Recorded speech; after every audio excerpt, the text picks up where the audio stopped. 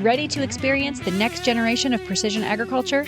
Discover innovative ways to save on labor, cut chemical use, and boost your yields. Visit Eco-Robotics at the World Ag Expo, February 11th through 13th. A World Ag Expo 2025 Top 10 Products winner, Eco-Robotics is transforming agriculture with the ARA Ultra High Precision Sprayer. Powered by advanced AI, ARA's plant-by-plant technology targets individual plants with incredible accuracy, slashing chemical use by up to 95% and maximizing productivity. Come meet the team, see the ARA sprayer up close, and learn how Eco-Robotics can help you save time and money while increasing your yields. The future of farming is here. Don't miss it. Visit booth S54 at the World Ag Expo or learn more at ecorobotics.com/top 10. That's ECOROBOTIX.com/top 10.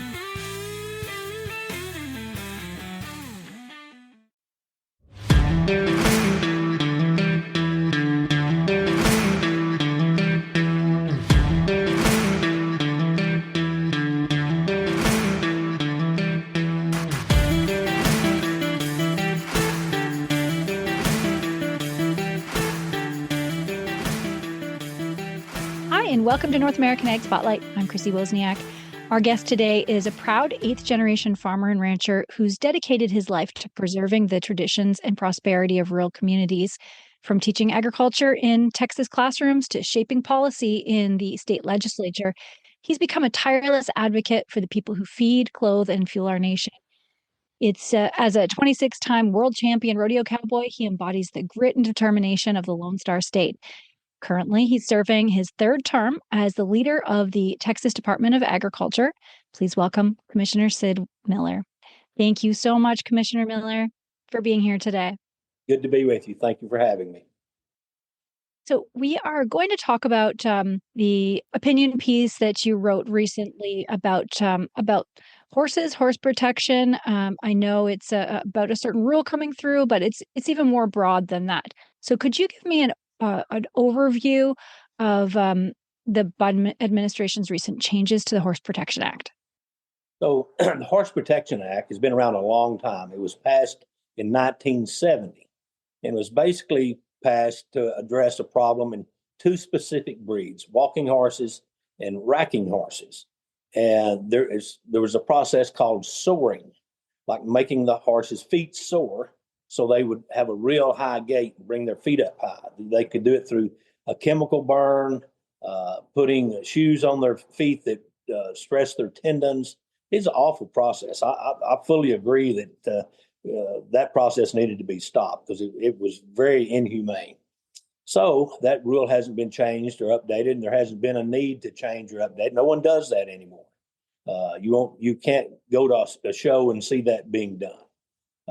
Very strict on that. So what this new rule that the USDA come out with would extend that to all breeds, but no other breed does that, and add a lot more cumbersome, burdensome rules. So the first thing, any horse event that's not a speed event, so horse shows, 4-H, cutting, reining horse events, trail rides, play days, things like that, would have to have a USDA approved veterinarian on site, or they could approve a vet tech. We already have a shortage of large animal vets. We can't spare anybody to go do this, really. It's they would have to inspect every horse entered and reinspect all the winners. And that would have to be paid for by the horse show or the horse event. And they would, the craziest things, I won't go through all of it because it is very burdensome. But if they found fly spray on the horse's legs, that's a disqualification. No way. That is insane. Yeah. If they find show sheen on the horse's legs, that's a disqualification. If a horse has a little abrasion from wearing bell boots, that's a disqualification. If there's, if another horse kicks him and there's a little hair gone, that's a disqualification. If you have a thin-skinned horse and it has a spur mark on it, that's a disqualification. Anything like that would disqualify that horse, and you'd be written up. And so we don't. It's just too much. It's too much. And here's what you mentioned that I've raised and trained and shown 26 world champions. So I go to horse shows, 4 or 5 a year. There's a ring steward that inspects the horses, says, trot your horse. Okay, walking back. All right, that horse is sound. You can go in the arena and show. They check for soundness issues already. So it's duplication. It's just far government overreach. I think, and I have reached out. There's 12 of us commissioners across the United States, including the one in Florida. Wilton Simpson has signed a letter to the USDA landing team to, at the very least, postpone it 60 days until we can get a secretary in place. Or there was an executive order signed yesterday giving all agencies the right to postpone for 60 days, or simply, if they just seem it's too much regulation, to just scrap it and not implement it. So that's basically what our letter says. At the very least, postpone it 60 days until we have a secretary and can make a decision. But we'd rather you just throw it in the trash can, get rid of it, and not do it. Yeah, so that's a real simple version of how it's a very long, cumbersome written rule, but it's got the American Quarter Horse Association, the Horse Council, the paint horse breeders, the Appaloosa breeders, the thoroughbred breeders. They're all up in arms and are opposed to it because it's just going to be overly burdensome. Right. So is there any distinction in the bill at all between level, showing level? Does this apply even to 4-H? Sure. Any horse gathering that's not a speed event, basically, is how it's written. So race horses would be exempt. Team ropings, rodeos would be exempt. But everything else, it catches. I don't know why they exempt them. I mean, those. I don't know what the reasoning was to exempt those horses and not, and pick on the others. But right. Well, it could be to try to shut it down while, at the lower levels, even, right? Well, sure, but it doesn't pass cowboy logic. If there's a horse that's going to be crippled, it's a horse in a speed event, that has all the stress and strain on its ligaments and tendons and joints. It's not a halter horse or a pleasure horse or a trail horse, So, yeah, and the economic implications, I guess, are insane too, because these are people whose livelihoods are based on horses. So, from carriage horses to trail rides, like you said, it's that's a lot of family businesses, I guess, that could be really affected by this. Yes, well, these organizations that put on the event, they have to notify the USDA. I think it's 30 days in advance, and then within 5 days of the event wrap up, they've got to submit another full report. So there's all this paperwork and all this filing, and these people can be fined. Most of these people that put on these little events are volunteers. Some little 4-H club or some church riding group, or it's just it's just unbelievable that we would be doing this in this day and age. Right. So do you think with the recent obvious administration change, are we going to get more common sense here? Or do we still have a long road ahead in fighting these type of things? Well, the directive from the executive order is, cut out any unnecessary regulation or oversight. Just stop it. Don't implement it. At least postpone it till we can make sure we need it. So the Trump administration is all about fair and free trade. And to have actually free trade, you've got to get the government out of the equation. And so that's what we want. That's what we had last time. He told those agencies for every new regulation you put in, you're going to have to cut 6, but that didn't happen.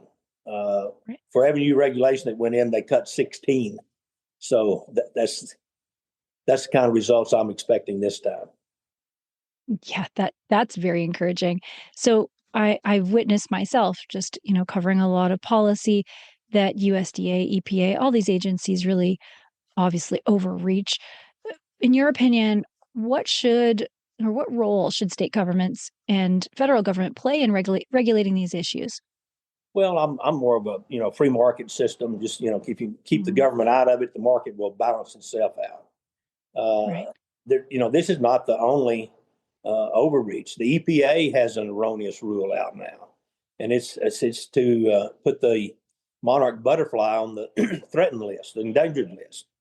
And so you'd have to do all this stuff.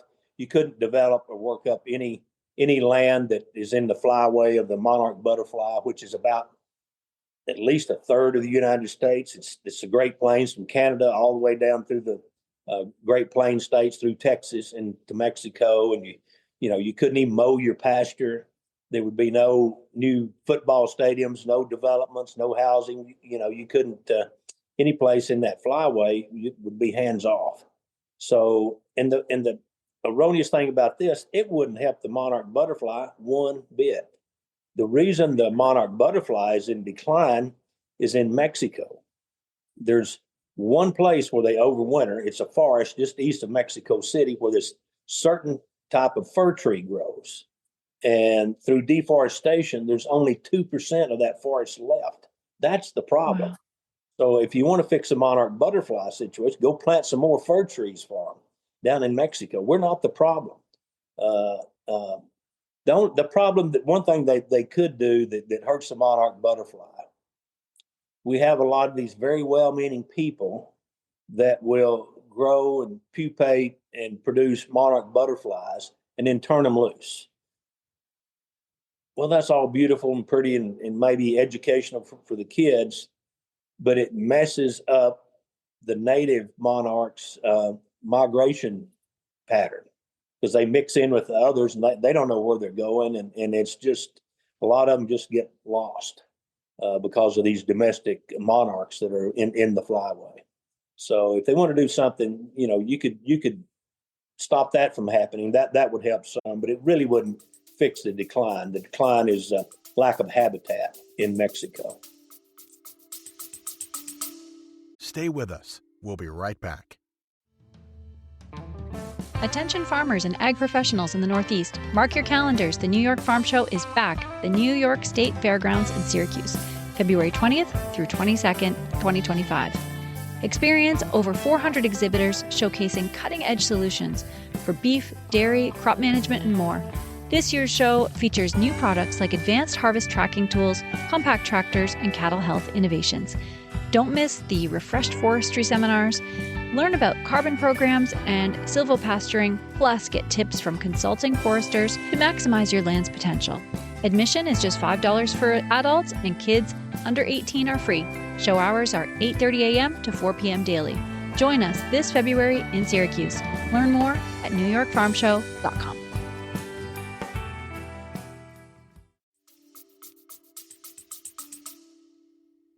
Right. Yeah. That's common sense. Thank you. I great explanation on that one for sure.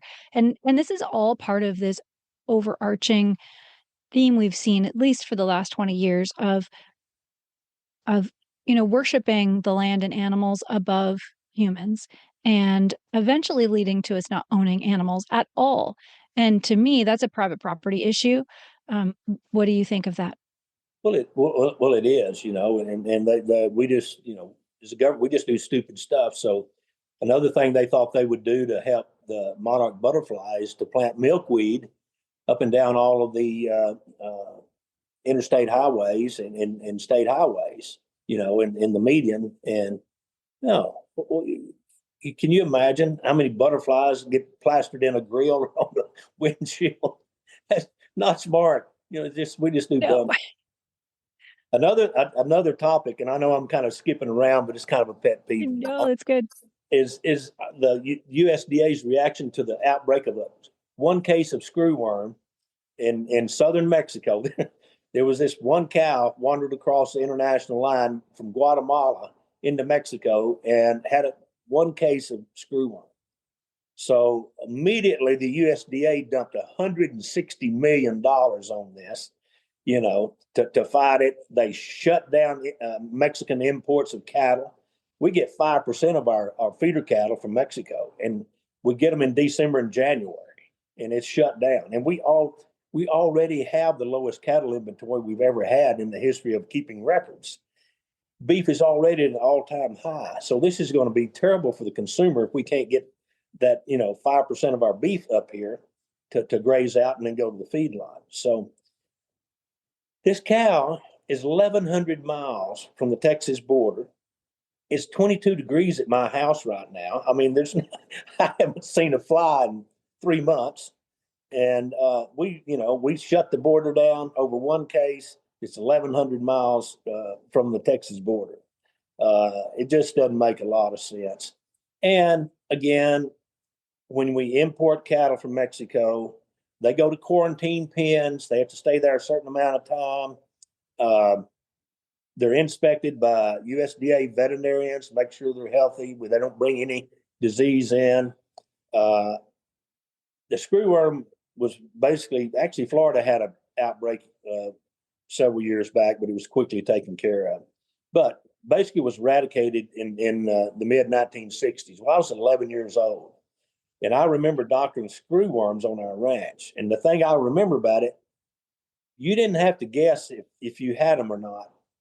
If you were within 100 feet of an animal that had screwworms, you would know it, because it's basically infected, rotting flesh. I mean, that's pretty descriptive. Oh, wow.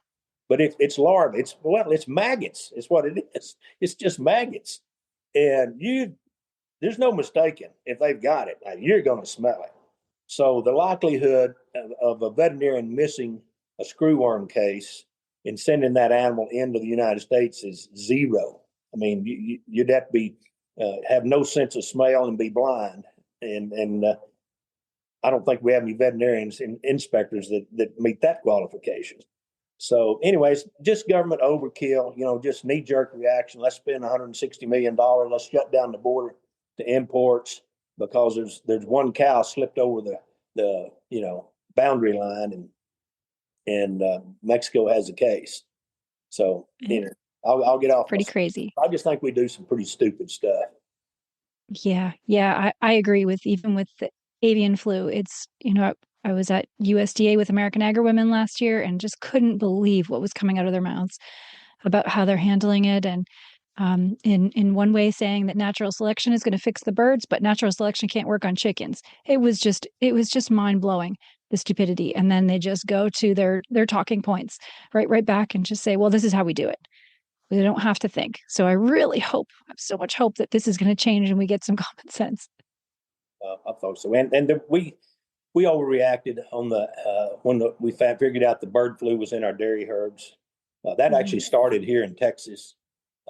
We had cattle getting sick and we couldn't figure out why. And they tested for everything.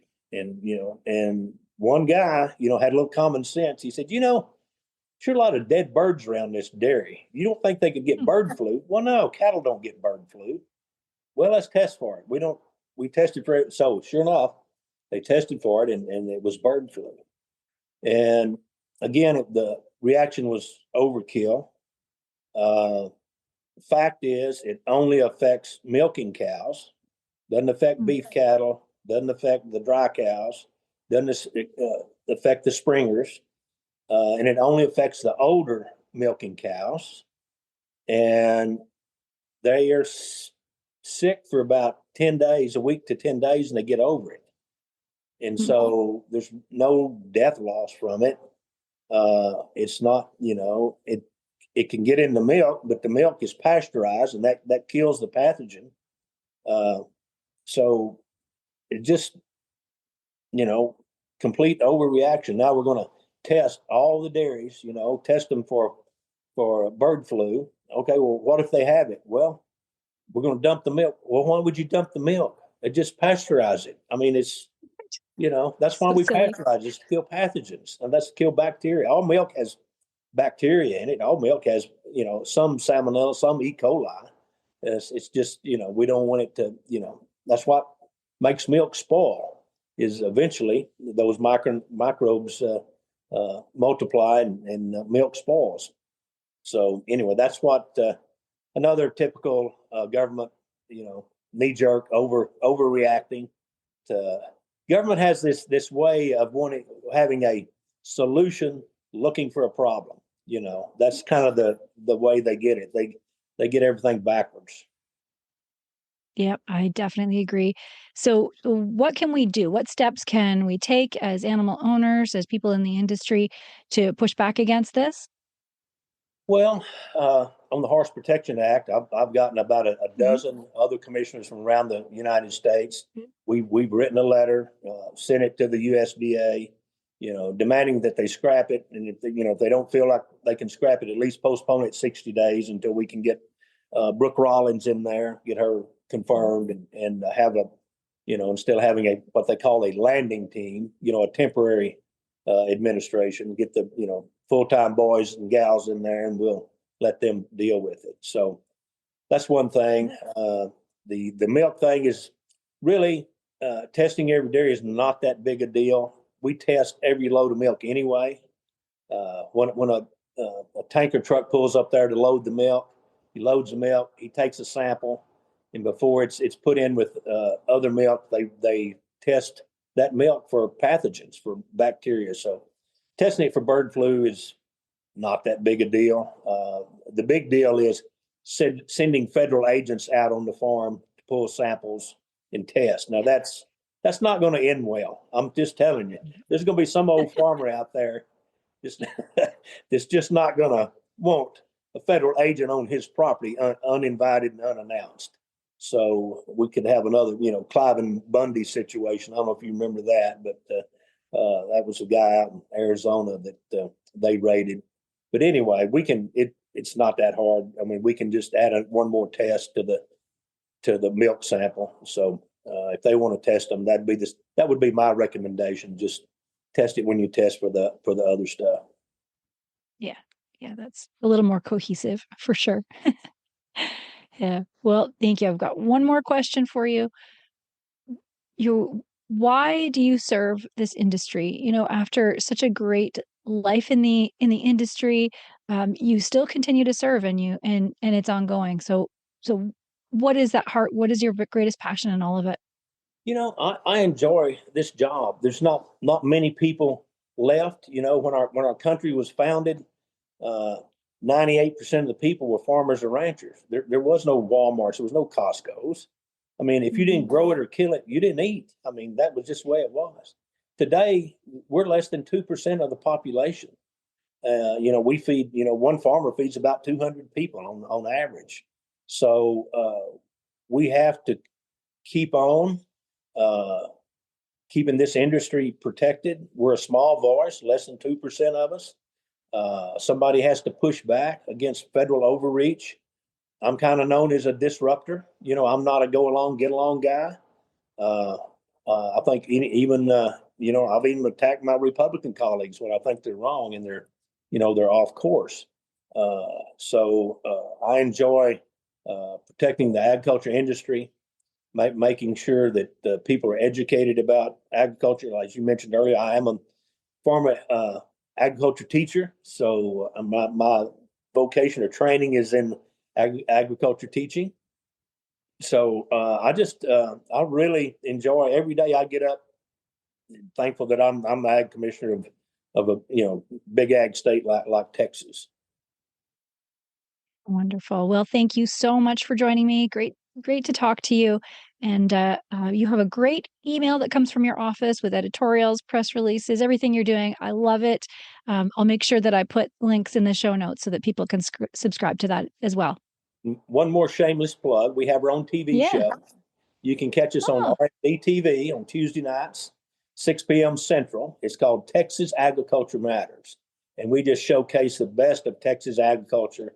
We go around the state and show different growers and farmers and producers. And it's very wholesome. You can sit down with your family and watch it and not be embarrassed. Oh, I love it. We need more shows like that these days. That's awesome. We'll put links to that as well. Thank Well, you. thank you. Yes, thank you. And thanks to all who are watching or listening. If you want to learn more, as I said, the links are provided in the show notes. Don't forget to subscribe to North American Egg Spotlight on Spotify, Apple, Amazon Listen Notes. Or if you prefer video, you can find us on Rumble or Telegram channels, or really wherever you listen to podcasts. If you like this episode, I would love it if you shared it. And have a great day.